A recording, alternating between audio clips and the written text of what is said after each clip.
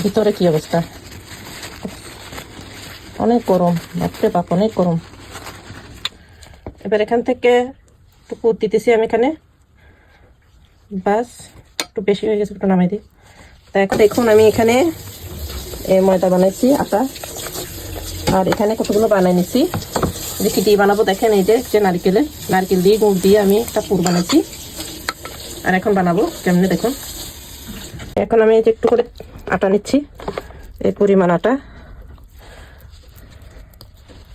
এখন এটাকে আমি হাত দিয়ে এভাবে একটু করে নিচ্ছি, গোল করে নিচ্ছি, সার্কেল করে নিচ্ছি, বাস এতটুকু। এবার এখান থেকে একটু পুর দিতেছি আমি এখানে, বাস একটু বেশি হয়ে গেছে, একটু নামাই দিই। তা এখন এটাকে ক্লোজ করে দিচ্ছি আমি।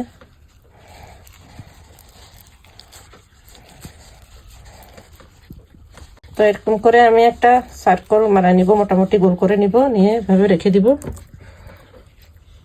আমার এই হাতে একটু ব্যথা পাইছি, একটা টিস্যু দিছি, আঙুল দিয়ে একটু গোল করে সাইজ করে দিলে হবে।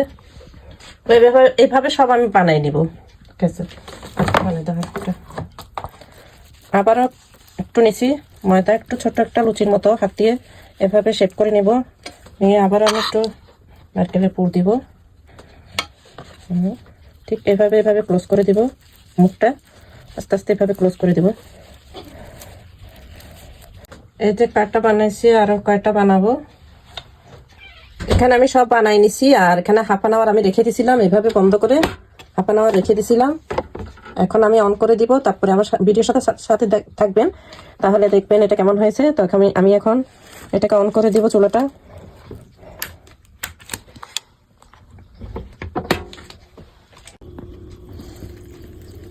দেখুন বন্ধুরা, মাত্র 5 মিনিটে হয়ে গেছে। এটা হচ্ছে ইলেকট্রিক প্যান দিয়ে বানাইছি।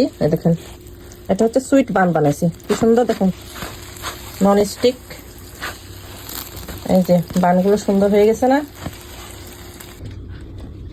তো বানগুলো তো হয়ে গেল, নারকেল দিয়ে গুড়ের বান। আর এটাকে খুব গরম, দেখেন আমি টিস্যু নিচ্ছি, কেটে দেখাচ্ছি আপনাদেরকে ভিতরে কি অবস্থা, অনেক গরম, বাপরে বাপ অনেক গরম। এই যে খেতে কিন্তু খুব মজা, আমি খেয়েছি, আপনারা বানাই দেখবেন।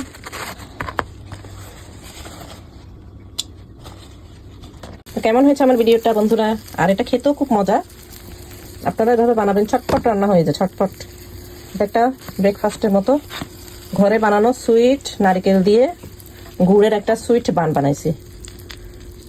আপনারা বানাবেন, মজা হবে, খুবই ভালো খেতে, খুবই মজা। সবাই ভালো থাকবেন, আল্লাহ হাফিজ।